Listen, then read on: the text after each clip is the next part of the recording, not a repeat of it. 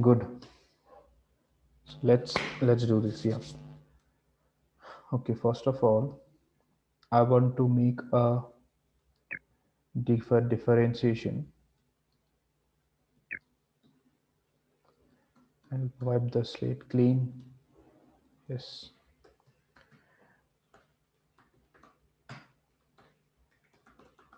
So there are two. These are two words. One is data type. Another is data structure. So to put things more clearly, so this is a data type. Can you guys think of a data structure? What would be a data structure? Int, float, characters. These are all data types. So what is a data structure? Data structure, an array is a data structure. Yeah, exactly. An array is a data structure. Why is it called a data structure? It's because data, just try to dissect the word data structure, right? It's a structure that holds data types together. That's what a data structure is. So array is not a single data type, right? It's an accumulation of data types. That's why it's called a data structure. Later in your following semesters, you would be taught more fancy data structures, wherein you hold the data in some different structures, in some different format. So those you will learn later on, but from the very basic, in a very basic setting to start with, arrays are the best data structures from this language, which the language provides you. Okay, so come, yeah, if this distinction is clear, then how do you declare arrays? We declare arrays something like this. We say int of x, and then we say 10, sorry, let's say 3, then we say 1 2 3, right? So this is how you declare an array. So what have you done? You see, one thing that you have done is you have created a memory area in your program that can hold three integers together. uh, I mean, I'm stressing on the word together. Why? Because these three integers are placed adjacently, right? Are placed one after another in memory. They're placed together. That means I can access all the three integers 1, 2, and 3 by just using the name x. X of 0 stands for 1, 1, x of 1 for 2, x of 3, x of 2 for 3. If I have a pointer on any one of these members here, I can go to the others, right? Again, why? Because they are all together. Logically, in an abstracted way, I have created an accumulation of three integers, and I have given it a name called called x, which is a name, right? Which is the name of that accumulation. So whenever in my program I use the name x, I get hold of these three integers, and all of them come together. But yeah, this is good, this is very good. I mean, now you can create an accumulation of, let's say, a 3000 or 3 million integers, just by using a single name, which is the name of the array. You get hold of all the 3 million integers, right, in one shot. But this is good when you have uniform data type. And what do I mean by uniform? Each of these data types are of the same types, right? All of them are integers, or all of them are float, or all of them are characters. But if I want to store a logical accumulation of data types which are not the same, which are different. For example, I would want a character, and I would want a string, and that's a character array, and I would want a integer. I would want these three to be placed together, just like these three, wherein I can go from one to another. I should also be able to go from one to another for these three as well. That means there should be a way for me to accumulate data of different types into a structure. Array accumulates data of the same type into a structure, but it cannot accumulate data of different types. To do that, to do this task, we need structures. Structures help us to create, as I have already explained, I think in long back in one of the very early classes, that structures are derived data types, right? So structures help you accumulate different types of data into a memory block, or into a unified memory area. So in this, coming back to this example, if I want to maintain, if I want to create a accumulation of a character, a string, a character array, and an integer, I have to declare a structure for this. An array is not going to help me, because inside an array I cannot store different types of data.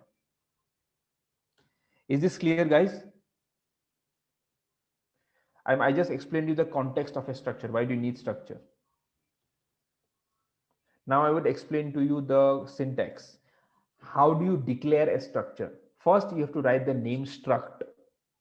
That's how you declare any variable, right? Integer, if you declare, then similarly you have to write struct. And then you have to give it a name. So let's say, what would be your name? Let's say your name will be accumulation. So you want to create this accumulation. Yeah, that's your name there. And then you want to put three things, right? You want to put three different things and call that an accumulation, right? So then you have to declare those three things. What are the three things that you want here? We want a character, or we want a character array, that is my name. And what do you want? Finally, we want an integer, right? And then let's name it something, some variable. Yeah. See these lines here, these 5 or 6 lines. What have we achieved in these lines? These lines tell the compiler that we have created a logical accumulation of three data types. And what are we calling that accumulation? We are calling that accumulation, I mean, yeah, this is very weird. Let's not name it accumulation. Let's name it some data. Let's some data. Yeah. So we are calling that accumulation data, right? But this does not mean that we have got hold of memory for this. These statements are just telling the compiler that later down in your program, when your program is running, you might encounter a memory area where these three things will be put together, and that memory area would be called data. These lines don't create memories. These lines just create the syntax in which these three things will be placed. Now to create an actual memory out of this structure, right, out of this accumulation, we have to declare a variable of that type. Just like we have declared a variable, right, of an integer array, we have to declare a variable of this type. So how do I do that? You just copy this. You say, now see, now this entire thing, right, struct data, this is equivalent to int, right? So this thing, again, if you just write this, in your program, still you have not got hold of any memory. Still, it's just, there will be an error. First of all, if you do this, there would be a straightforward error which should say that there is no, that you have not created a variable out of it, right? You have just given it, you have just declared, okay, I am going to declare a variable which will be of this type, but that variable is not there yet. So once you give it a name, let's call it, what do I call it? Let's call it strx. This completes the, and this completes the structure basically. Now, not completes the structure as in this step, this writing of this variable, I mean declaring a variable, actually now creates an area in the program memory which will contain these three things inside one block, inside one logical block, and which is called struct data. Using this line, I have actually created a memory for this structure. Are things clear to this point? Sir, why are there different data and strx? I mean, the variable. What is the use of data? You want to say what is the use of this name? Yeah, I mean, like, we are using two different names. Like I don't understand that. Okay, you're using two different names. That's a good question. Yeah. So okay, so let me not use a name. Okay, let me not use a name. First of all, I mean, for your understanding, if I put it like this, that makes more sense to you, right? Just say yes or no. Yes, sir. Yeah, that makes more sense, right? Okay, good. Yeah, because we can equate it to this. We can equate it to int, right? Just Yeah, because right, int and right. struct are the same, and then we have this some variable name. Yeah. But there is a very, very big mistake. Very, very big. What is that? Let me say, see, I would not end up declaring only one structure every time, right? In my program, there might be more than one different struct. You agree on this side at least? Yeah. That it's not necessary, right? That I only create one type of logical accumulation. I might want to create more than one. Okay, so let me do that. Let me create one more structure here, and let it contain some other variable. Let's say it contains a character and integer only. Okay, so means when we name it data, then it specifies that this structure contains only these three variables, like these three types Exactly. of variables. You answered yourself. Yeah, that's it. Now you just make sense now. If I don't use Okay. names, how am I going to differentiate between this? How am I going to say कि strx is what kind of accumulation? Is it the first one or second one? So Okay, so got it. I have to give it a name, right? So that's why let me name it now. Let me say it A1, let me say it B, and let me say it A, right? Yes, And these got are it. better names, yeah. So that's why you need a structure name. Otherwise, there is no way to differentiate. If your C language allowed you only one structure, then that's just the name structure would have been enough, but then now it's not enough. Sir, I have a doubt. Yeah, I will come to that, Pranjal, now. Yeah. How are they located in memory? I'll come to that. Yeah. Sir, could I ask a doubt? Yeah, yeah. Go ahead, Atharva. Sir, if you declared a struct A, then in int main, why can't you just write struct A instead of struct A strx? Okay. Yeah. You want to do this, right? Yeah. Okay. Okay. Let's say struct A. Now, would you have only do you want to only create one memory do you want to create only one memory block out of this A, or you want to create more than one memory block? Tell me that. Oh, okay. So, You want to see, if let's say if you just see, if you just write this, right, yeah. but you would end up creating more than one variable of of a same structure, right? Okay, so this Oh, is one accumulation, right? So you would want to create, you want to store more names, right? You want to store more things together in this fashion, right? oh, okay. Okay. Only one is not enough now. Just like I answered his question, your question is also the same way. So that's why I have to use a variable name to differentiate between different variables. So a1, a2, a3, right? So now what have I done? I have declared three variables. That is, I have created three different logical blocks, not logical, three different physical blocks in my memory, Okay. which contains these values inside. So, struct A is like a new data type that we have. Exactly. I have already discussed it, right? Remember, in one of the classes in the very beginning, derived data Oh, types. okay. Yeah, fine. Yeah. So this is now this slide, these two things here, this is equivalent to this int, right? Okay. Yeah, And got it. this is equivalent to x, y, and z. Okay. So just read these two things together. Struct A is equivalent to int, and Yeah, these got are it. all variables declarations. Okay. Good. Sir, if we declare only one struct in our program, so Mhm. is it fine if we don't give it any name? That's a very good question. It is in fact correct. See, what we can do here is, let's say you have only one struct, right? You don't name the struct now. Okay, you don't name a struct. If you have only one struct, that means you will only create one variable out of the struct. See, there are two things here. Either you create one variable, only a single variable out of a structure, or you have only a single structure. Do you get what I'm trying to say? There are two different things. Either you have different structs, multiple structs, or you have multiple struct variables.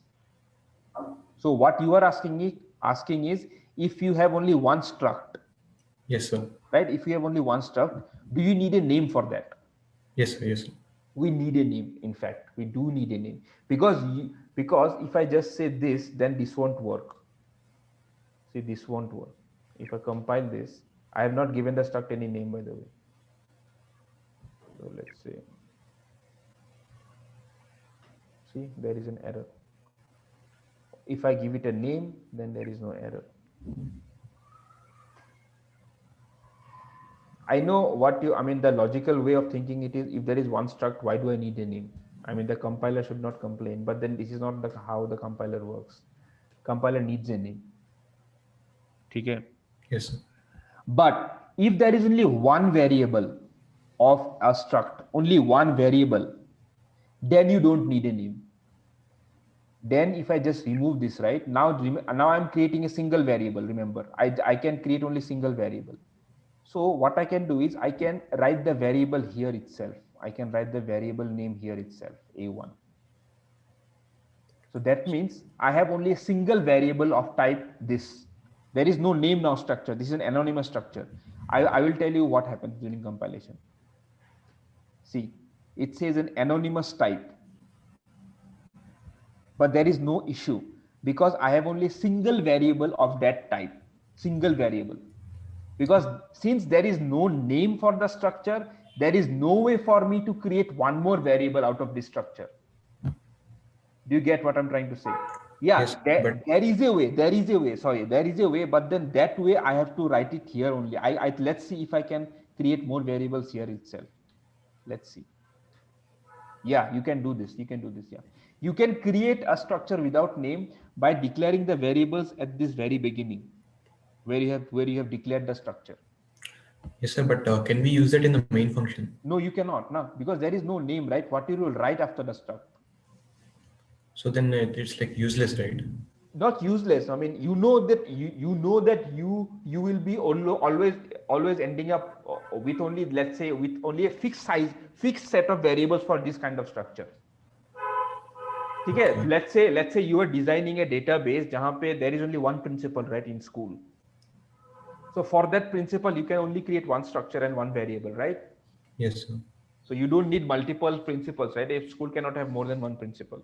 So that means for that data type, you can create a principal's name, principal age, when he's going to retire. You can create a structure out of that data and then just assign a single variable to that.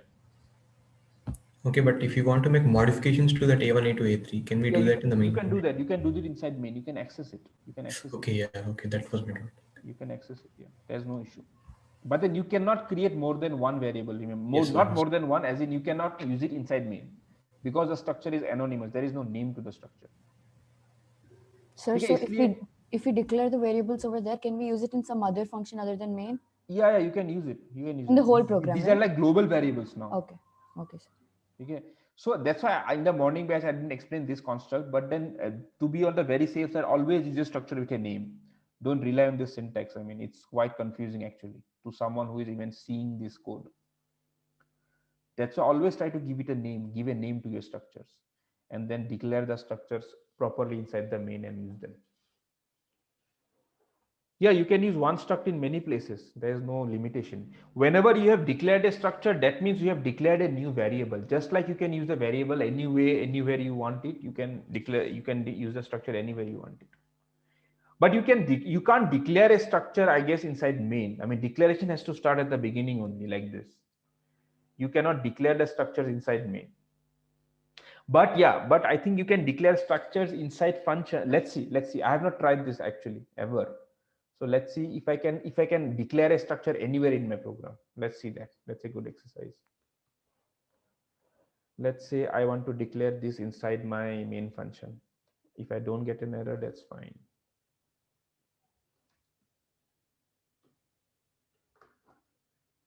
I doubt that I will be able to, but let's see. So same lines copied inside main. Oh, good. I can do this. That's really good. So the semicolon after the curly bracket is compulsory. Exactly, it's compulsory. There's a syntax. You cannot beat the syntax now. Okay, yeah. See, what did I do? I declared the structure here itself. Okay, so what is the bad thing? So you should not try all this stuff, because what is the one bad thing is now you cannot create variables out of this structure in some other function. Now you cannot do this. If you have a function here, you cannot, I think you cannot do this. See, you cannot do this because because this is not visible, right? This visibility is inside main only. Yeah, it's like a local variable inside main. So you cannot even create a type of that inside some other function. So this is wrong. That's why the thumb rule is to always declare structures at the beginning and always have a name to the structure. Is this discussion clear?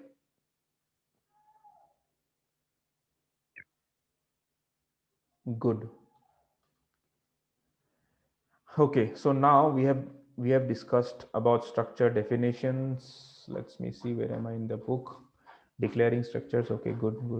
Okay, now let us go to its memory. This is where we wasted a lot of time in the morning, guys. I mean, it was like an hour, half an hour long discussion just on this, because I was confused.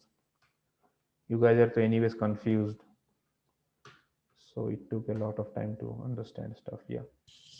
So now let's see, what would be the size of this structure? Can someone explain? Can someone tell?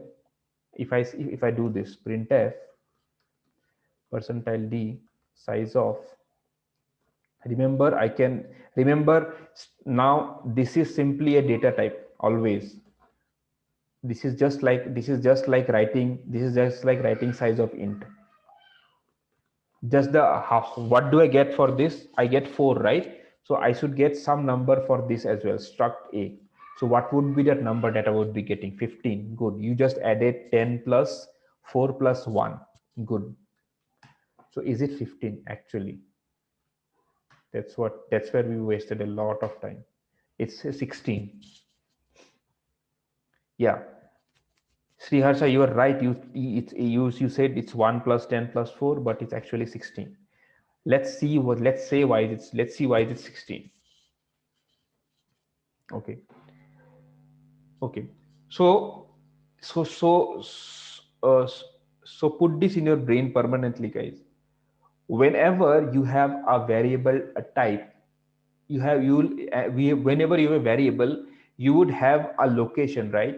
And that location, the address should always be a factor of the size of the type of that variable. For example, what is the size of an integer? The size of integer is 4. That means wherever you keep your integers, you can try this out today. You just create 10 variables of integer type, and you just look at the address. Till date, we have not observed the addresses. We just know that's an address. But then today you go, after this class, you write the address and see. That address would always be divisible by 4. Why? Because the size of the integer is 4. Similarly, if you take up a double, the size of the double is 8.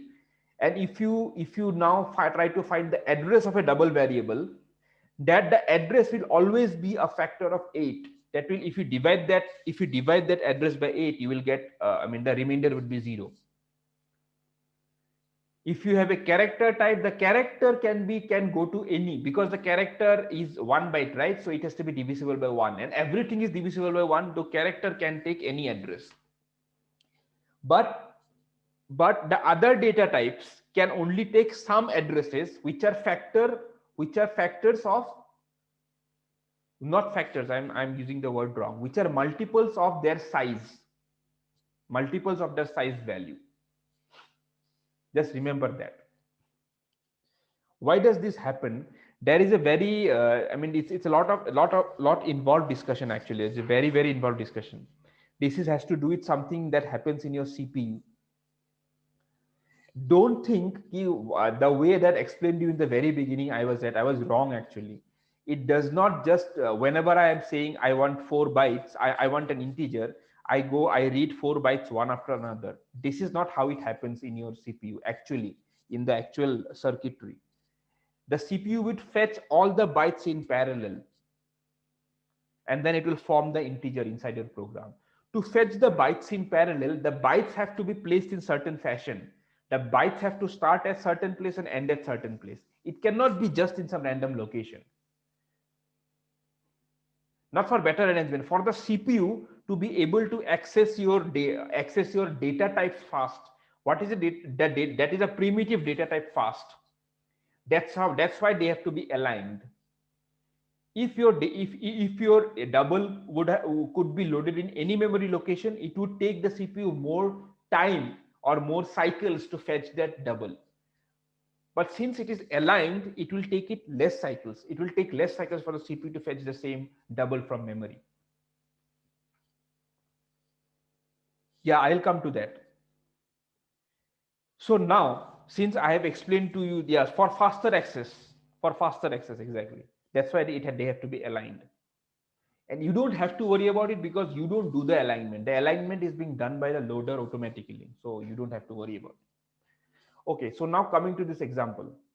So let us say this address structure A has been, and remember all the variables are loaded one after another. So yeah, again, so just definition. So the variables inside the structure are called its member variables, right? So this ch is a member variable, name is a member variable, var is a member variable. So these are called member variables of a structure.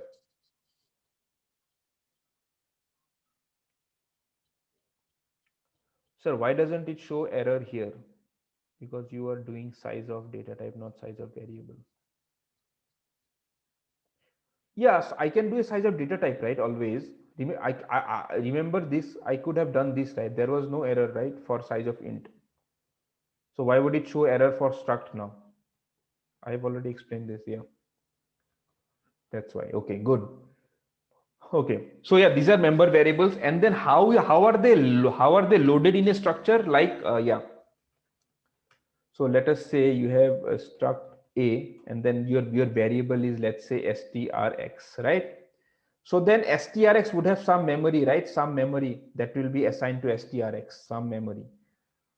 Let's say these are the bytes that are assigned to structures, right? These are the bytes. I'm just putting it in comment.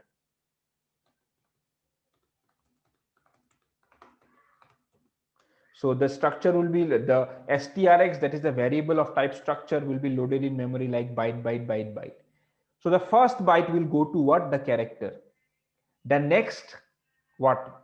The next 10 bytes would go to the name. And the next, and whatever is left, the 4 bytes will go to variable.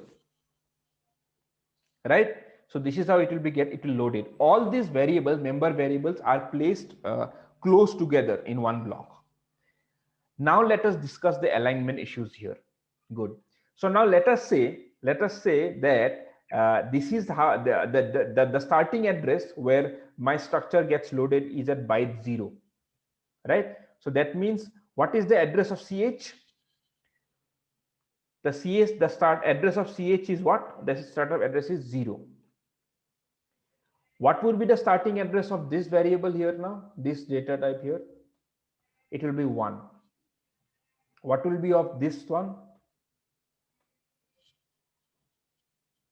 It will be of 1 into 10, right? Just add the things up. So it will be 1 into 10. So what will it be? It will be 12. Right? Why can't it be 11? You guys, you can speak up. Otherwise, it's difficult for me to read the chat as well. Because int has 4 bytes, right? So it should be a multiple of 4. Yes. So 12 is a multiple of 4, right? Yeah, that's why. It should be 11, no, sir. Like the next one. Okay, let us calculate this. So this was at 0, and then this was at 1, right? And then how many? We have used 0 and 1 addresses, right? And then this will be 1 into 10. Then yeah, 11. Okay, then it will 12. Okay, good. Then 12, and 12 plus 4 is 16. That's why it's at 16. That's why the size is 16. Do you guys get it? Why is it 16? Because because if I start, see, if I just keep on counting, right? Let's say, yeah. So let's say I place the data as their size is, like without any gap in between. So then the first byte will go to this 0, right? Then the first, then what? Then 1, 2, 3, 4, 5, 6, 7, 8, 9, 10, right? How many bytes are here? 1, 2, 3, 4, 5, 6. Sorry, 1, 2, 3, 4, 5, 6, 7, 8, 9, 10. Yeah, 10, right? So that means these 10 bytes have gone to what? The name. Now this will start at the 11th address. So is this permitted? Can this variable have an address 11? No. Why? Because 11 is not a factor of 12, factor of 4, right? So that's why you have to do 12. That means there will be some padding, there will be some extra space which will be in between name and variable. And how big will be the extra space? That will be of 1 byte. So this is called padding between the variables. And because of this padding, what has happened is the size of the structure went to 16 bytes, 16 bytes instead of 15, right? Because you just add it up, right? 12 plus 4 will be 16. So if you use double instead of int, we would say 5 bytes are wasted. Exactly. That's a very good question. So let us do one thing. So let us make this instead of int, let us make it double. Okay. So now what should be a size? Tell me, guys. This is what we took a lot of time in the morning to figure out. With you guys, it is already taken care of. Yeah. So now tell me what should be the size of. Just work out the figure. This one. Let us see. Anyways, first, what is it? It's 24. Why is it 24? Let's work it out. Iska what is it? It's 0, right? Byte 0.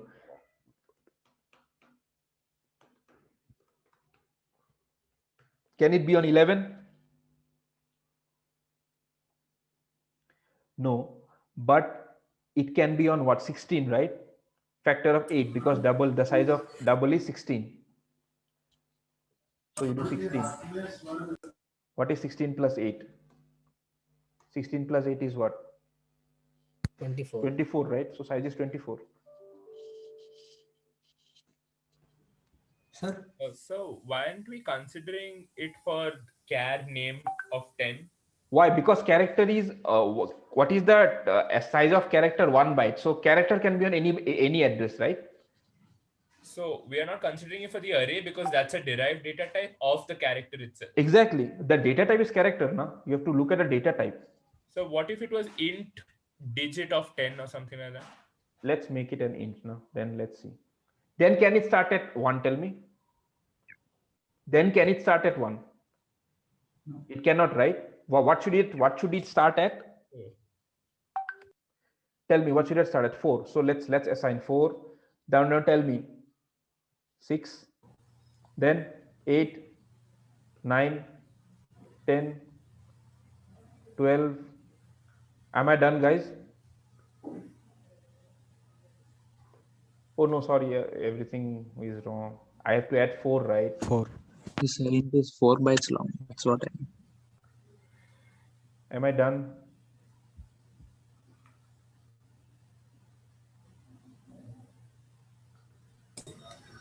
Yes, 5, 6, 7, 8, 9, 10. Yeah. So can it start at 40 now? 40 now? 48. Is 40 a multiple of 8? No, right? What is 40 is already used, no, sir. Yes. Good. 40 plus 8 is what? 48 plus 8 is what? 56. It can start at 48. Sorry? Why 48 plus 8? Shouldn't it be 48? It can start at 48, right? It can start at 48. Yeah. I'm saying the total size. Then after that, there will be 8 bytes, right? For this double.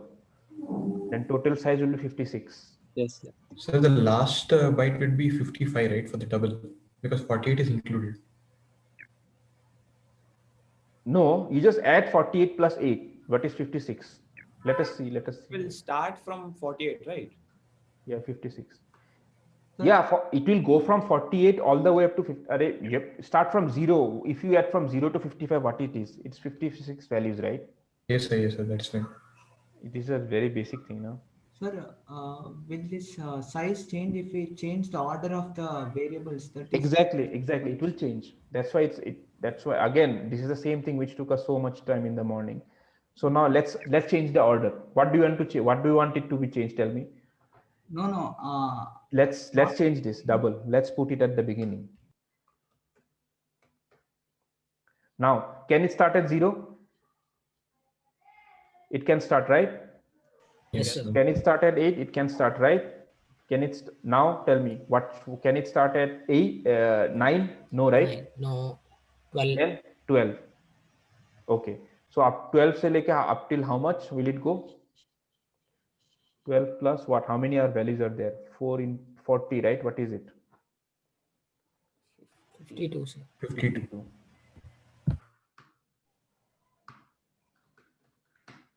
Oh, it's still 56. Why?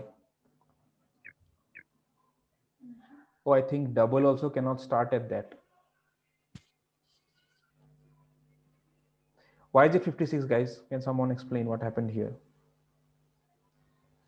I think, see, we are assuming it to be 0, but then it has to be aligned somehow.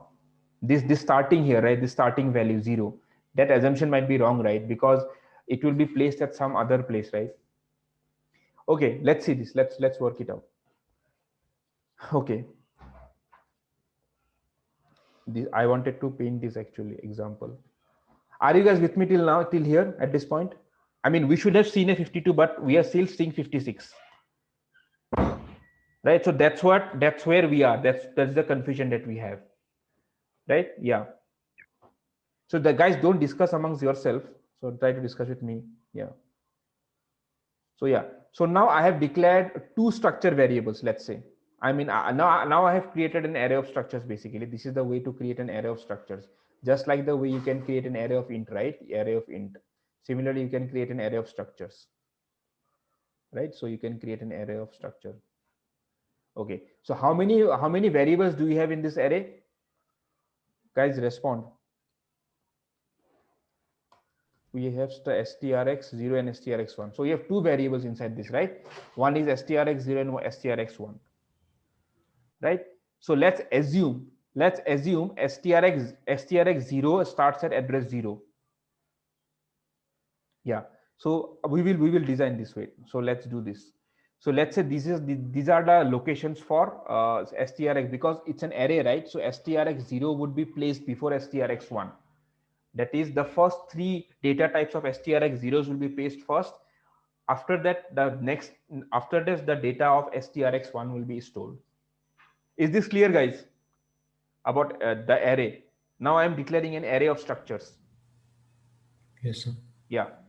So now I want to work out the addresses of addresses of the member variables of strx0 and strx1. Okay. So let's say it starts from 0 and then it starts from 8. Right? I am writing for strx0. So in memory, how will it look like? strx0, the first member will start at 0, the second member will start at 8, and the third member will start at 12, right? So this is for strx0. This is the memory. These are the memory addresses of strx0. Good. So now let us write the memory addresses of strx1. And remember, strx0 and strx1 will be together, always placed together, one after another. So let me just place it without any padding. Let me place strx0 and strx1 without any padding. Can I start the first value of strx1 at now what, 13? Can I do this? It should be after 52, right? Sorry, yeah. It should go up to what? 52, exactly. It occupies the 51st memory Yeah, location. so it ends at what? It ends at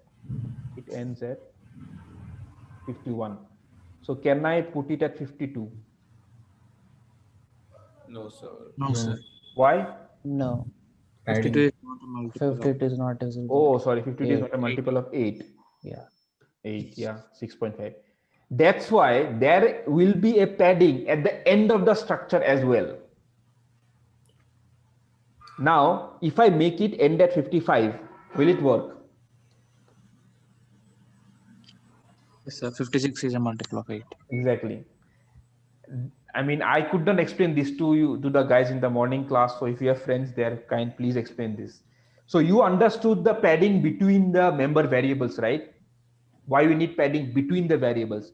But there would be padding at the end of the structure as well. Why? Because if the structure would have been used inside an array, I mean, if you have an array of structures, the second structure cannot start at where the first structure ended.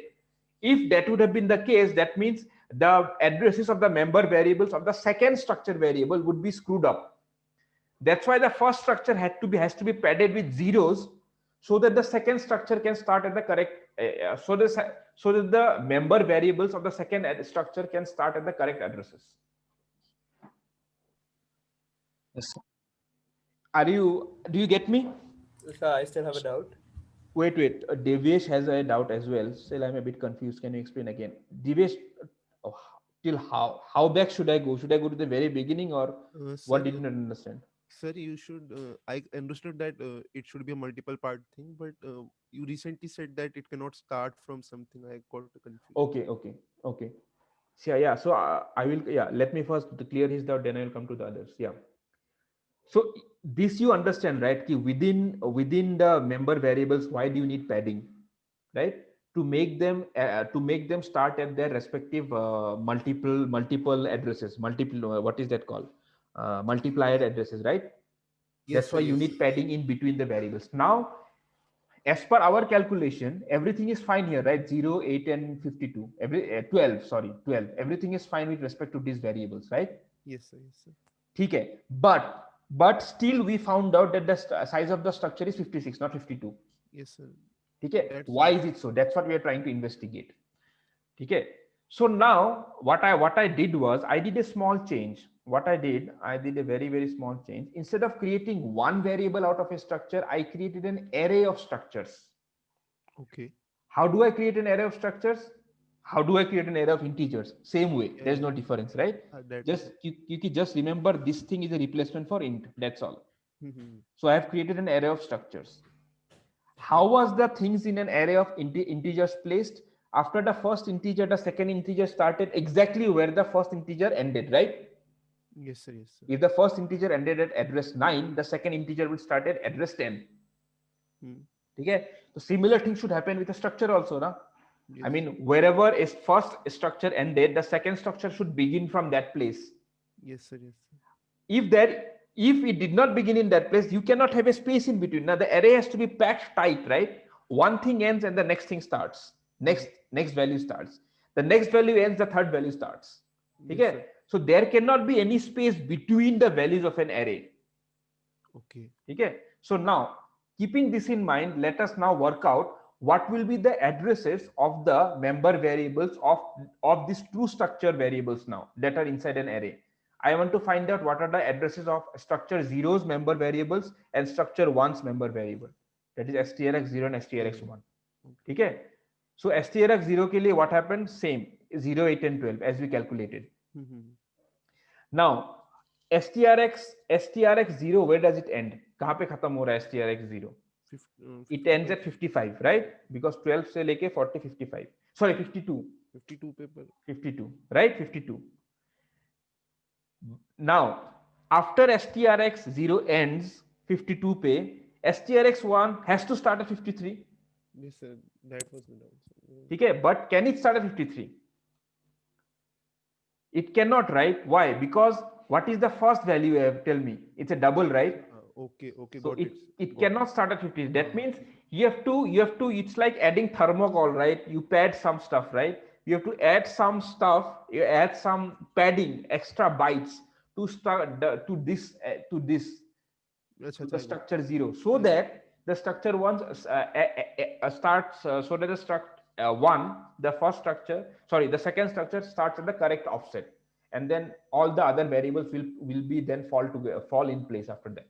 Sir, so it should be said that because 52 is not a multiple of 8 because it starts with double, I guess that's the reason. If I'm Yeah, not exactly. That's the reason. Okay. Exactly. Sir, like Now, wait. Now, let me do one thing here. It is the problem because of a double, right? Yes, sir. ठीक है, इसके लिए काम करते हैं ना. Let's make it start at a character. Then what? Then what? देखते हैं ना. This is a good thing, right? Mhm. Then तो it can start at any place, right? Because then that restriction is gone because the characters can start at any address, right? Yes, Because sir. they are divisible by 1. So ये करते हैं. That's a good thing. So now let's work out the addresses But again. But then 7 spaces would be wasted after the yes, sir. character. Yeah, 53 के बाद it will again reset to 56, I guess, right? So, Yeah, because at the end again it will not match, right? Let us see. Let us see. यहाँ पे क्या होगा? 0 and then what is this? The 0th byte goes to this and then what? 7, Double starts at 7. 7, At 8. 9, 10, 11, 12. Starts at 8, sir. 14. So it So starts at 8. doubles will start at 8, sir. Okay, good. So 1 byte is wasted there, padded. So From 8 8 से to लेके कहाँ तक 16 जाएगा वो? 1, 2, 3, 4, 15 तक. 5, 6, 7, 15. Good. 16 So पे can मतलब it start at 16? Yes, right? Yes. Okay. Then 16 into what? 16 plus 40, 50. 4 into 16 plus 36, I think. So.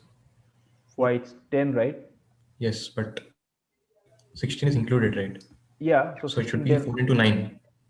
No, but 16 No, is no. the Are starting 16 is the address, right? starting address. Yeah. It A will basic end mathematics. Yeah, come on. 16 plus 4, so 40 plus 16 कितना No, होगा? it is 15 plus 4 into So 10. ends at 55, total 56. Right? Yeah, So 56. 15 plus 4 into 10, I think. Sorry. It is 15 plus 4 into 10, right? Why it will end at this will end at 15, right? Double because 1, 2, 3, 4, 5, 6, 7, Yes. 8 bytes, right?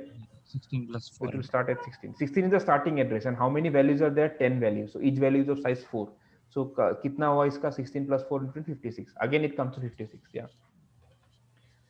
So my point is, so there will be padding between the variables, member variables, and there will be padding at the end of the structure.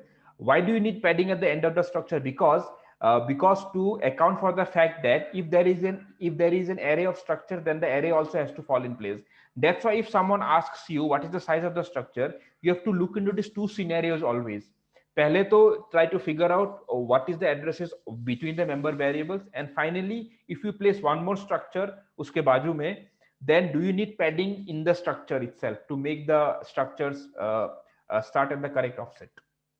Always think of these two scenarios where finding on the structure size of the structure. Sir, The first thing called internal padding within the member variables, and the final is called the padding within the structure at the very end to make the other structure start at the correct offset. Yes, tell me. sir, when the array ends, that is, if we reach the last element of the array, then what is the necessity for padding at the end, sir? Because the array has ended there. That is, if I reach the last element of the array, is there any need for padding for that structure? There is no padding, but then this is for when you know the size of the array, right? What if you don't know the size of the array? Then what? Okay. Malloc हो सकता है ना? There is a malloc, right, where you create dynamically as sizes. उसमें तो you cannot trust, right? Okay, I agree कि if the compiler sees that the address there are only two structures, right, in an array, so then पहले के लिए तो padding is good, but then for the last structure you don't need padding. But then this is a very, like, it's a very restrictive thing, right, to think what if that again that size changes somehow dynamically, then what? So, Then you always have to pad structures. Yes.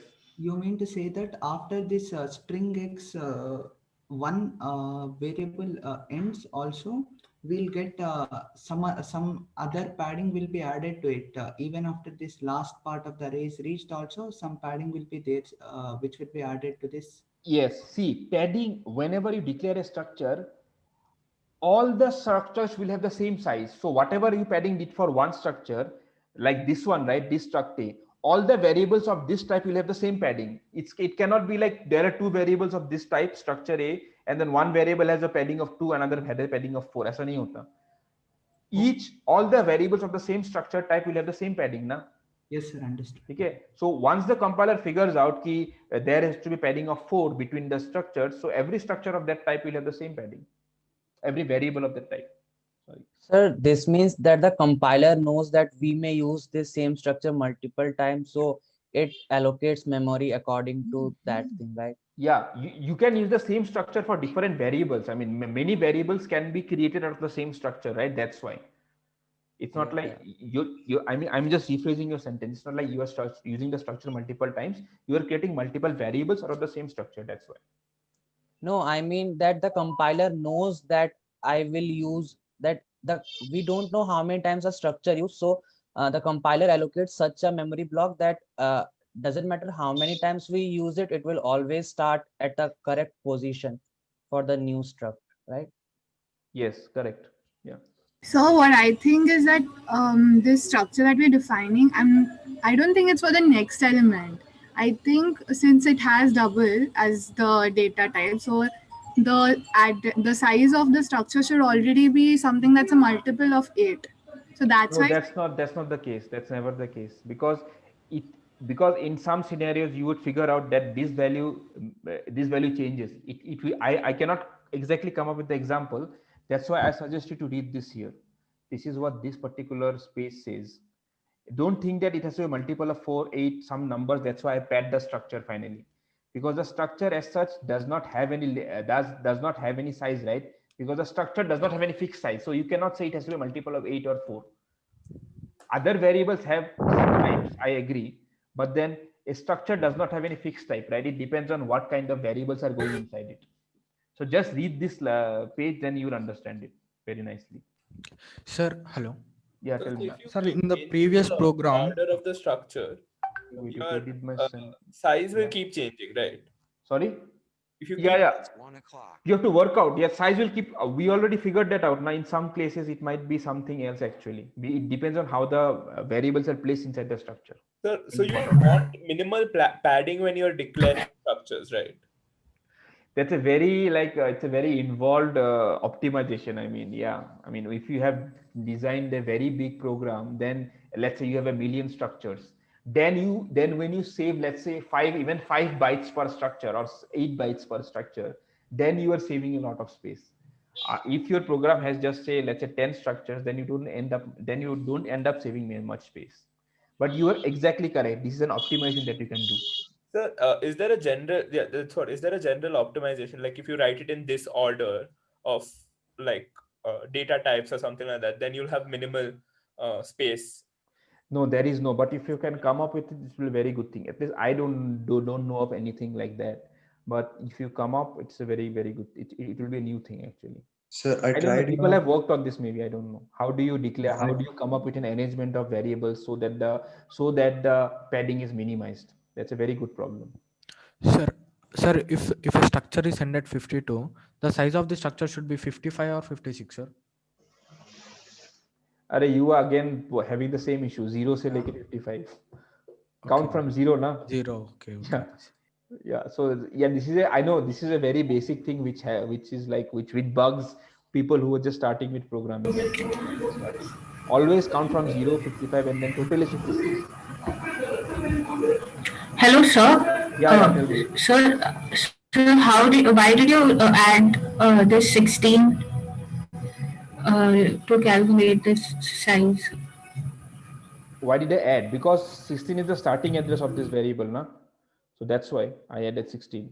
Because this variable ended at 15, right? So this will start from 16, right? Oh, okay, sir. Okay. Sir, I have a doubt. If we declare 3 variables in the array, like for example, here strx of 0 and 1 and 2, like that. Okay. So the padding will be different, right? For example, this strx 0 ends as 52. So the total size of the array is 56. So the 4 bytes have been padded. Yeah. So the second one can end at for example 113. Then to get a multiple of 8, 7 bytes should be padded, right? It should not happen. Let us see. Let us make it 3 now. Let us see what happens. The size will still remain 56 only. It will not change. That's why that was the point I was trying to make. Once we have decided that this much padding is required, all the variables will have the same padding. The padding cannot change from one structure variable to another. I mean, one type of structure variable to see. There is still 56. Okay, so maybe the same pattern repeats. Yeah, same pattern repeats, exactly. Yeah. I mean, let's not go there because it will take a lot of time to figure it out. Kitna kaun sa pattern aa raha hai. But then the same pattern repeats, yeah. And someone was asking me, why did I start at 0? I mean, you can start at any address actually, which divides the data type that is present at the beginning of the structure. You can start at any address. That's what we did here. Now we started at 56 here instead of 0, and then the numbers fall in place. Yeah. And okay, so the double can start at 0, right? Like 0 can be assigned to double in general. Yes, it can. 0 is a yeah. But then you don't get addresses 0. I mean, I'm just explaining because for the simplicity of it. Yeah. Then the memory of struct A won't be, like variable, because the character can start at any variable, any address. Yes. Then assume character started at 55. Then there won't be any padding inside the program, inside the struct. Okay, so you want to say, okay, that's good. Then you are saying that if the character starts at this, right? So if you are saying if the structure started with a character, then it can start with any address. Correct? You are correct. Yeah. Yeah. So just work it out, man. I mean, I have given you the basic principles, right? Of between padding and at the end padding, and then you try to figure it out. Matlab, hamesha this will work out always. Even if you start with a character, always you end up with a address that will divide all the data types that is there inside the structure with their respective sizes. It should always be the case. So if we start a structure with a character, we can be then sure. There will be internal padding, no? Then there will be internal padding. No. I mean, then we can be sure that the size we have calculated will be equal to the size. Why? Because let's say your struct address starts at 1, right? But then after the character there is a double now. Then it cannot start at 2, right? There has to be internal padding, right? Yeah. Then it has to go all the way up to 8 and then start. So there will be padding between the variables now in that case. Right. Yeah. So yeah, so I'm saying this discussion is done. So you can figure out yourself now all these things. You can figure out different combinations, and then you can see for yourself that it will always work. This principle works. Yes, tell me. But then it doesn't kind of work, no, sir. Suppose in this data type only, if we start the first character variable at address 2, then 0 and 1 won't get counted, right? So the size reduces because the next ones will be the same anyway. But why would you start at address 2? This is an assumption, right? Your compiler won't start at address 2, right? It can start at any address, no, sir. It's a character variable, right? But then you would not have only this variable, right? There will be other variables. Then your loader will load them in a certain fashion. Let's say if it starts at 2, then what is your problem? Tell me. If it starts at 2, then double cannot start at 8, right? The double cannot start at 3. Then it has to start it'll start at 8 only, no? Yeah, it will start at 8, correct. Yeah, then the total size will reduce, right? No, it's not that case. See, that's what you thought that because you gave it an initial assumption of 2, right? That's why you should always treat, when you are calculating the size, right, structure size, you should take it as 0 and then you start the calculation, because initially you gave it an offset, right? That means you are trying to cheat it. Basically, you are trying to just say start with 2. I mean, you are trying to start with at an address which will make the other addresses fall in place quickly. Do you get what I'm trying to say? Yes, sir. You are trying to give it a starting number so that the other things quickly fall in place without much padding. But then that is not the case, right? That's why you start with 0 so that you say, okay, this is the starting, and then you start working it out. So the size will be the one which has maximum padding. Yes, I think so. And that we cannot figure out for ourselves. But then if someone is asking in the programs, in the exam, start with 0 and do the calculation. Okay. I will suggest you that. Okay. Yeah. Can you show it with pointers? Okay, you want to see the addresses, right? Yeah, let's move to that now. Now he wants to see the addresses of the variables. Okay, let's do this quickly because we are running at. Do you guys have class after at 1? We are late actually. No, sir. No, sir. Yeah, so I will quickly yeah, this is an important thing actually, so that's why I've spent so much time. It's because we do all these low-level discussions, right, every time that we discuss some concepts, which will set you apart from other people who are doing just syntax-based programming. So this is the very intricate details which you should know, like as an engineer. I mean, you're not just here for the syntax-based programming. Okay, sorry. what was I saying? Yeah. So printf. So now we want to print the addresses to verify whatever we have discussed. So how should I use a D or let's No, I use still an have a percentile U? Sorry? I still have a doubt. Yes, tell me. So I wrote a small, just a test kind of a thing where I Mhm. gave a char name of 9, Mhm. int and a char. So it was a char array of 9, int and just another char. Okay, char array of 9. Okay. Okay, and Int and then another char. okay, then So according to my calculations, it should be 17, but the answer is coming as 20. what the size? Yes, sir. Okay, so character can start at 0, right? Yes, sir. So this will be 0 to 8, and then 0 to 8 or 8, correct. Then this and then it would be 12 to 15, Mm-hmm. and then just one, so 16. So that will be total size 17, right? And what is it coming to 20? Yeah, I don't know why, but my compiler is showing 20. But I think it is because of int. So I think like the final size should be a multiple of any of all of the data types present. No, that's what I am trying to say. That is not the case because I mean it depends on where the next structure starts So from. not If an you array. have an If it works for an array, like for an array, 20 is okay. But just say just a single variable. yes. So why is the 20 okay for an array? You tell me that first. Why is it So for an array, so the next one. Wait. No, for an array also it doesn't. Padding because it starts from char, right? Okay, let us do this. strx0. So what will be its addressing starting addresses is 0, then 12 and 16, right? Yes, sir. Okay, and then strx1.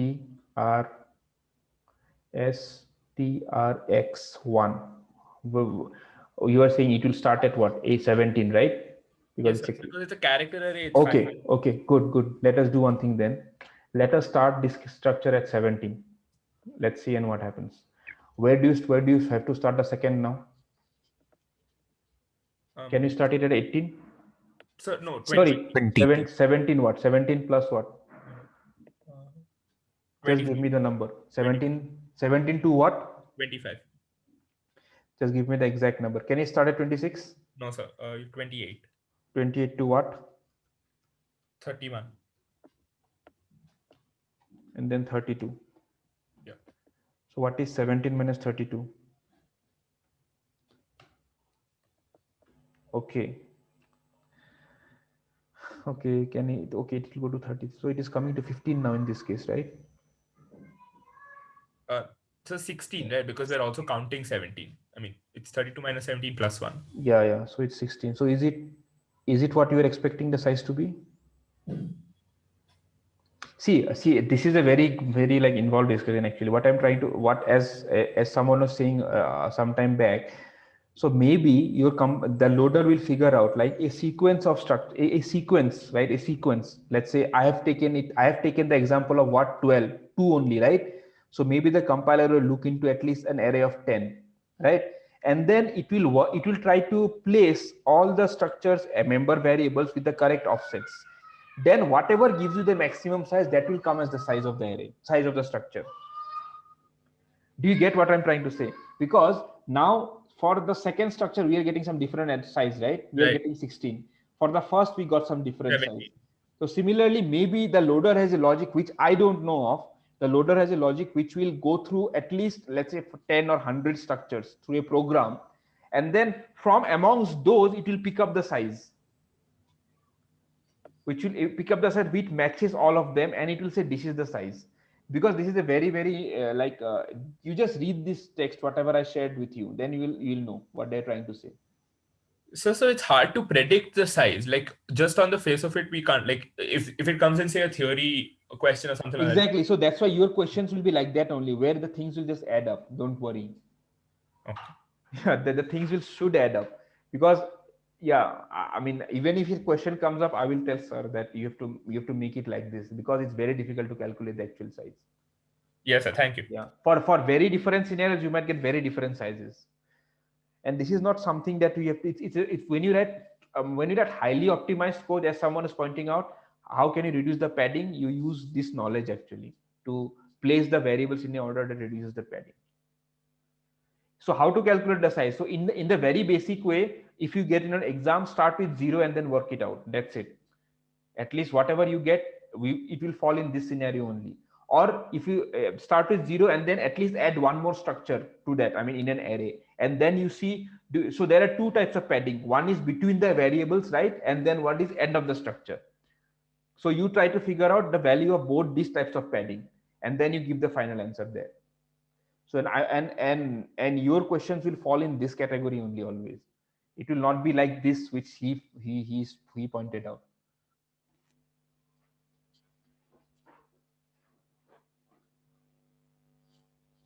I guess taking the padding with respect to the greatest size solves the issue.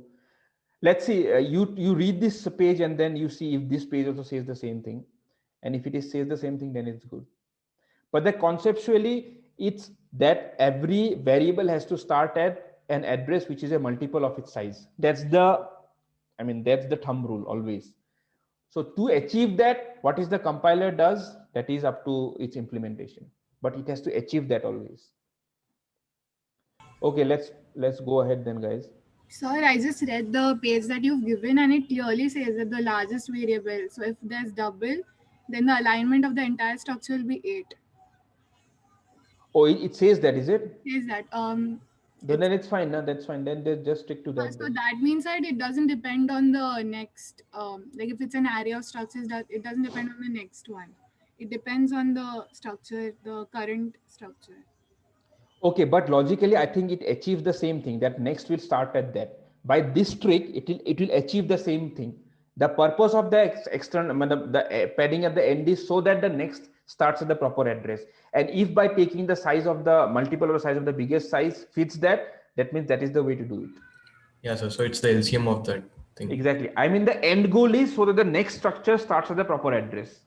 But then to achieve that, if you just take the biggest size and then multiple of that, the structure size, then it's fine. Good. So yeah, so we can move ahead, right? We have spent a lot of time here. Okay. So if you want to know the addresses of these variables, what do you do, guys? You just say %d. Can someone quickly say? Yeah. So first, second thing, yeah, again, important stuff. So how do you access the variables inside a structure? Now I'm going to syntax descriptions. So to access the variables inside a structure, you just say strx dot. This is the access operator. If you want to access ch, you have to say ch. If you want to access variable, you have to say strx dot var.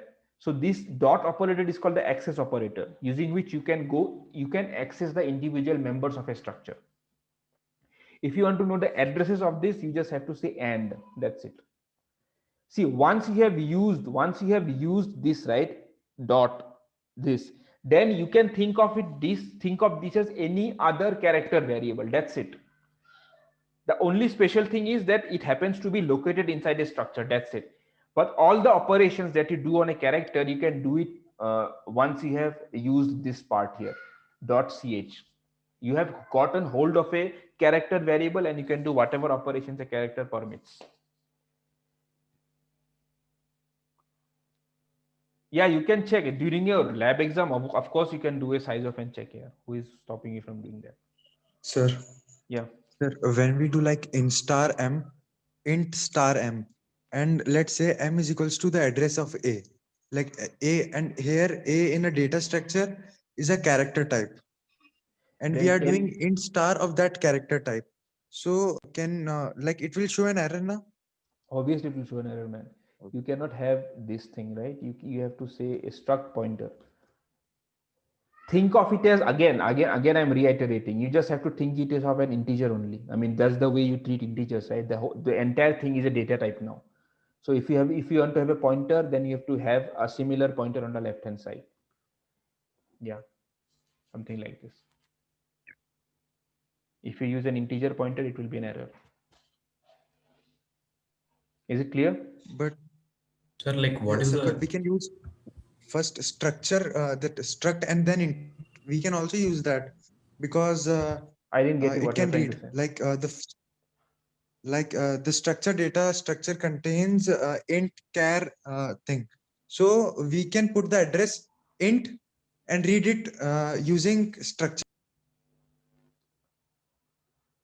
Okay, what are you saying here? You are saying that the structure contains three different types of data. Remember, it contains a character, integer, two types, sorry, character and integer. So what is the pointer that you want on the left hand side? What pointer you want? Structure, but it reads the address of the int, like it can do it can do that. Yes, it can do, right? Obviously it can do. I mean, for that, all that we have to do is you do an integer pointer. That's what I told you already, right? In that line, you just say and where, then you get the address. See, Sir, instead of declaring it int, can't we declare it like struct data type, like the earlier what you did? Yeah, see, wait, I'll explain it to you. See, when you use this thing here, right? This only just look at this part here, this part. What is this part telling you? This part is equivalent to just like a normal integer that you have, right? Just like x. This entire part, this thing strx dot var, this is equivalent to an integer. And then you can get the address of the integer. You can work on the integer, whatever the integer allows you to do, you can do with it. It's just another integer. The only special thing is it is co-located with some other type of variables inside a structure. That's it. But this highlighted part here gives you an integer variable. That's it. Now, instead of doing this, now if you want to do this here, if you want to do struct A, that's what you were saying, right? Yes, sir. Yeah, now this is an issue here. Now again, remember that I've explained to you guys these principles before also. Always in an assignment operator, work on the left and right hand side separately. What is the left hand side? Tell me. Left hand side is a pointer to the whole structure, right? The left hand side is a pointer to the whole structure, as in it will give me the starting address of the structure where it starts. And what is the starting address of the structure? It's the starting address of this actually character, right? But if I use on the right hand side, now see, it is the address of a variable, right? It's an address of an integer inside the structure. Both these addresses are not the same type. One type is pointing to address of a structure variable which contains these three variables inside, and on the right hand side you have the address of a variable only, which is of type integer. It's not a structure variable, right? So that's why this will not work, but this will work. Now you have an address of this entire strx, right, which is the structure variable. Remember, pointers have to point to the type of the variable, right? So if you have a structure pointer, you have to have a structure variable on the right. If you have an integer pointer, you have an integer variable on the right. As simple as that. Sir, like what is the Yes. use of this statement? Because like left hand side already gives the address of struct A, right? The pointer. Yes. No, right hand side you mean? No, like struct A star m. Like what is it? Like if you just write struct A star m, if you just declare it. Yes, then what?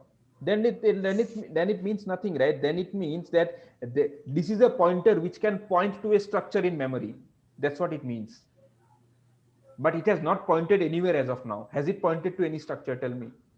It is just a declaration, right? It's just showing, it's just telling us that this is a pointer which can point to a structure in the memory.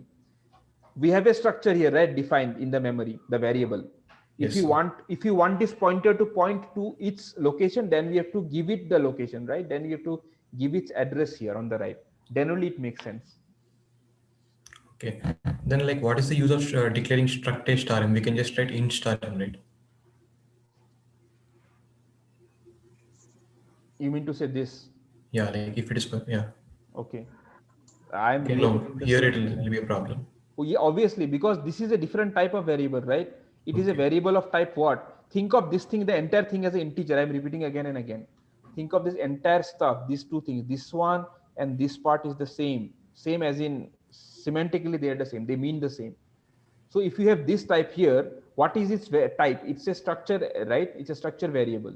You are getting the address of a structure variable, but on the right, what do you have? You have a pointer to an integer variable. When both of them don't match, right? But and of HTRX is of address of char, right? So if we- Exactly. I'll come to that now. Let's put a character here and see Yes, what sir. happens. Let's see if you get an error. If you don't get an error, then it's fine. No, still you cannot. Or is it something else? No, it's a redeclaration or something. It's some other error, man. What is it? It's 9. The redeclaration of character ACH. Oh, see, yeah, this is a very good thing. You cannot have two variables of the same name inside a structure. Just remember this. See, the error was because I have two names, right, of the same type, same name. So use some different names because there will be confusion, right, for the compiler. Cannot convert. No, cannot convert. But you can always forcefully convert. There's but you can always do this. But then you can do a casting and do this, but this should not be an issue because the starting address of the array of the structure is a character. So that's fine. You can do a casting and make it work. Okay. So, but if you use a struct A, then we need not do all these things. No, you don't. You just, that's why you use the structure variable, structure pointer always. Yes. Okay, now fine. Now I will to tell you one more thing. See, so you guys are clear on a dot operator, right? Dot operator, this operator that I just explained to access member variables. You guys are clear on that, right? Good. So I will explain. I will give you one more operator now to access the member variables. See, we have created two ways to access strx. Can someone tell me what are the two ways in which we can access strx? I mean the variables inside strx. What are the two ways to access? Dot operator and the pointer. Exactly. We have two ways. One is through the name. One is through the name of the variable, right? How do you use the name of the variable? You say strx dot var using the dot operator. But then we also have a pointer access, right? Using m, because we have made m point to strx. So to access the member variables using a pointer, you have to use this operator. It is the arrow operator.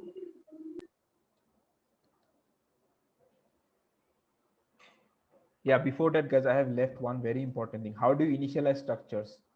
Just like the way you initialized arrays, you just initialize character structures like this.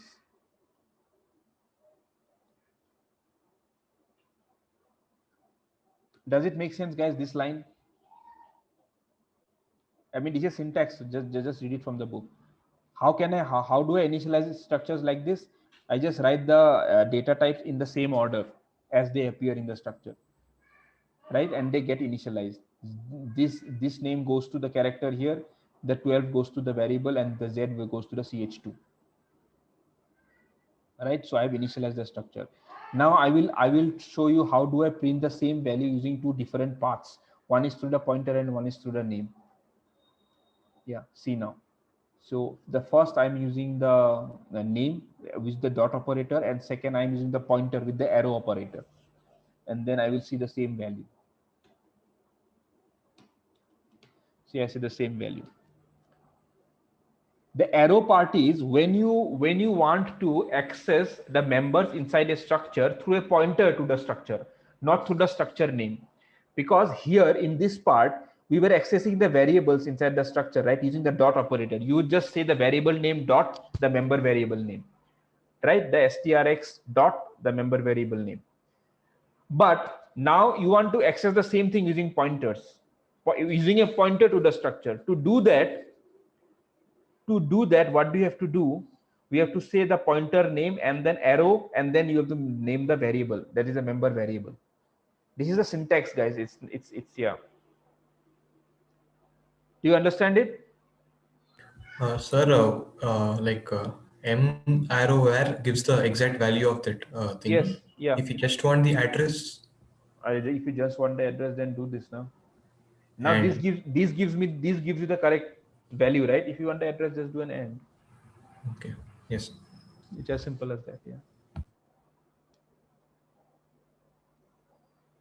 So these two things are clear, right? The point and the arrow operator and the dot operator. Okay, good. And remember, these two operators have always the highest precedence. As in, if you use this in an expression, first this thing will happen, and everything else will happen later on. Good. Okay, we have done this. We have done this. Okay, one more thing, very important thing. Okay, so we have, let's say we have two structure variables now.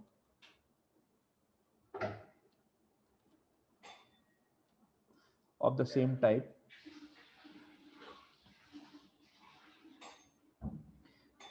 Okay, then what I want to do is I want to copy the data in strx to strx2. What do I do?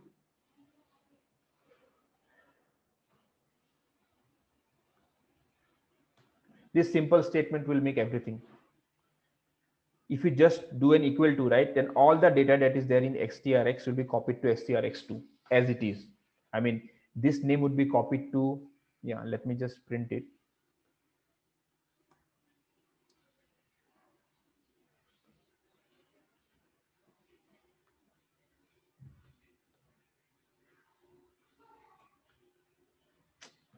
Sorry.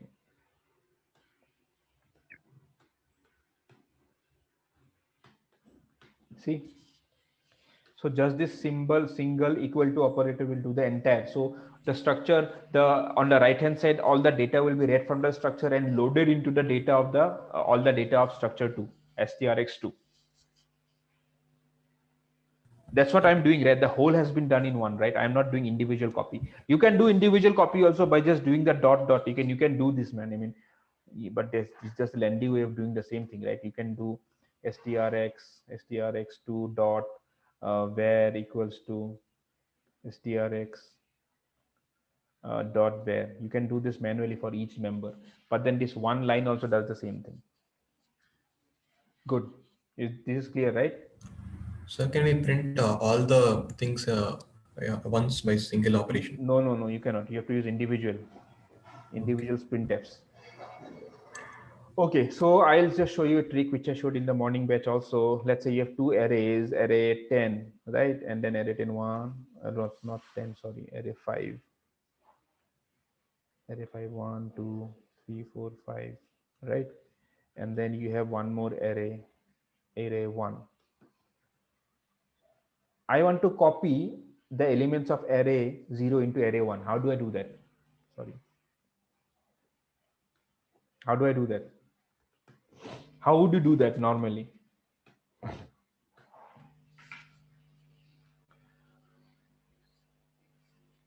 Loops, right? Yeah, loops, not maybe. That is the only way to do it, by loops. Or you can write manually. Guys, just give me a moment. Just give me a moment.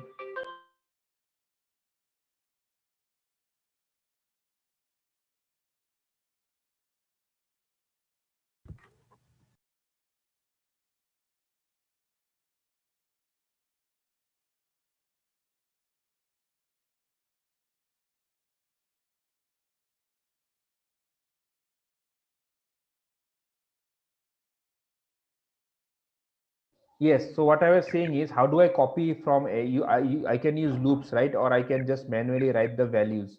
As in, I can say a0 of, a1 of 1 equals to a1 of 1 equals to a0 of 1, and similarly all the other values. But then there is an easy way to, there is a trick to do this. If I put these arrays inside a structure and then I just copy the structure, that would work, right? Do you guys agree on this?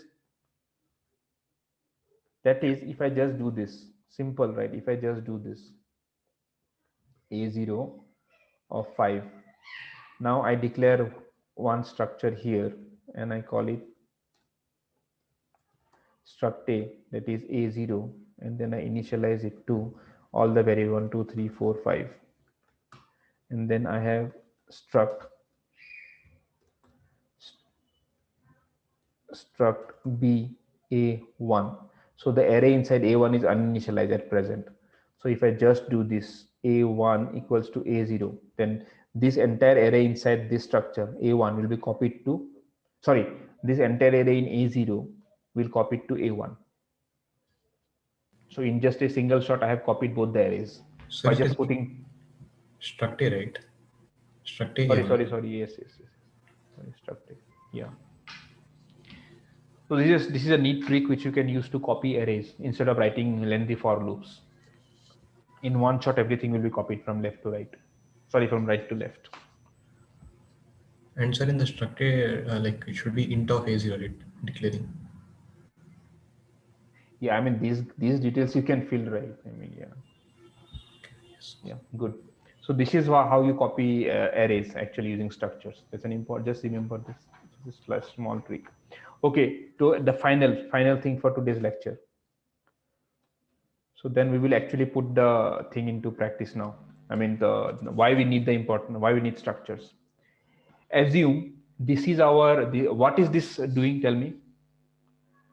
This is a bubble sort process, bubble sort procedure, which I'm doing to sort this array, right?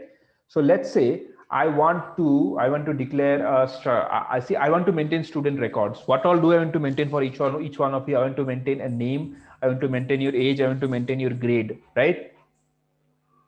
I want to maintain these three things. So let's say the C has not given me the luxury of structures. What do I do then? How do I maintain this data for like 200 of you? I use three different arrays, right? One for the name, one for the age, and one for your role, or one for your, let's say, your roll number. So let's say you have three now. We have a name array, you have an age array, and you have a roll number array. Okay. So now if I want to search one of you, then how would I do the search? I want all the data for you. Okay. And then the data is located in different places for each one of you in different arrays. And I don't know in what order they are located. So I have to go to the first array, search for your name, found. Then I have to go to the second array, and then and then I have to do the same. I mean, it will be something like I have to reiterate on all these arrays for your data. Basically, for your data, I have to look into each of these arrays. But then this is a very bad way of doing it, right? What is the best way? The best way is to, if by just going to a single location, I get the data for one of you in one shot. I don't have to visit multiple arrays to get all the data. So what is the way to do it? The way to do it is to use an array of structures. Now, if I use a structure here called student, right? And then I just declare the names like I just declare the data like this. So the character name would be 10 and int age and then int roll number, right? So now I have a structure of student, and then I could have an array of a student, and then I could have a list of all now this is the array now. So I can have a list of 10 students here in the array called A. So if I want to access, let's say, the data for the first student, all that I have to do is array of 0. If I do this, then I get hold of all this data in one shot. I don't have to visit multiple arrays for this data. In one shot, I get your name, I got an age, and I got a roll number. The student who is located at address 0. That is the usefulness of a structure. You can create these logical abstractions of your data so that you don't have to you don't have to juggle inside your program to get the data. You don't have to distribute the data in different arrays and have to juggle between the arrays to get all the data. If you store it in one nice structure, using just a single index into the memory, you can get all the data. So that's the usefulness of a structure. Is this clear, guys? Now, if you want to sort the student list now, if you want to sort it, right? Let's say you want to sort it by the age. So this was a routine which I wrote, which I used bubble sort to do the sorting. So how do they do the sort? I just went each, and then I just compared the numbers. Right? That's a standard bubble sort procedure. A of this and A of I. If this is this, then just do the swapping. Now, if I want to sort the student list, right, based on the age all that I have to do is I have to do a dot age here and I have to do a dot age here, right? If this is the case, then this should not be an integer now, right? It will be a struct. See, just look at these lines here. What is happening? I am just comparing the student array, that is the student structure array by age, and then if the condition is met, then I swap the students, and by doing this as I have explained to you already, the whole structure will get swapped with one structure in the array. So that means in one copy, in one go, you are swapping the entire contents of you are copying all the data of one student. You are moving the data of two students between in the array. If you would have maintained this in different arrays, you would have to swap in all the places, actually, in all the different places.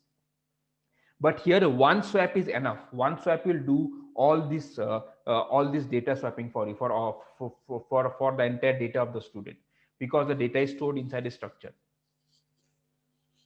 So this is like you can do a bubble sort now on this on your array on your student data structure, that the array using the age. If you choose not to choose the age, if you choose to use the roll number, then you simply replace the age with the roll number. That's all.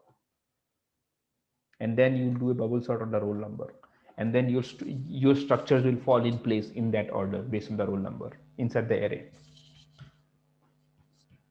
Is this clear, guys? So this is the power of structures, and this is why you use structures to create logical abstractions in your program and play with it.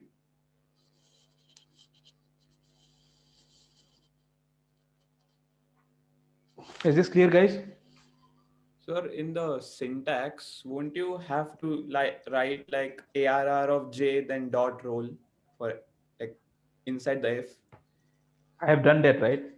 I have done .j.roll only. I've done that only, right? What you are saying. So inside the if, you don't have to do it again.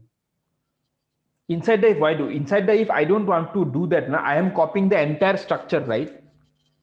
Why I don't have to do this manual copy, right, of each and individual member. I am doing the copy of the entire structure. So this entire structure will get copied. Like the structure from J will move to structure into J plus 1, and the structure in J plus 1 will move to structure in J. No. I am. You know bubble sort, right? No. I'm talking about the syntax, like at the line where you are right now. This line. Like, oh yeah, over there. So after the square bracket, shouldn't you write dot roll? Why? Because this J, what is this J giving me? This array is of type. This array is of type structure student, right? Structure student. Yeah.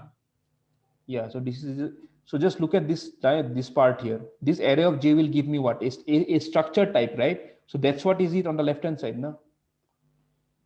Oh, okay, fine. That's why I'm again and again telling you just to think of this thing as an integer, just like the way you think of integer, right? Just like the way you think of this also the same thing. Okay. Yeah, sir. Then there will be no confusion actually. Yeah. Okay, so that's the end of today's class, guys. I'll just stop the recording. Yeah.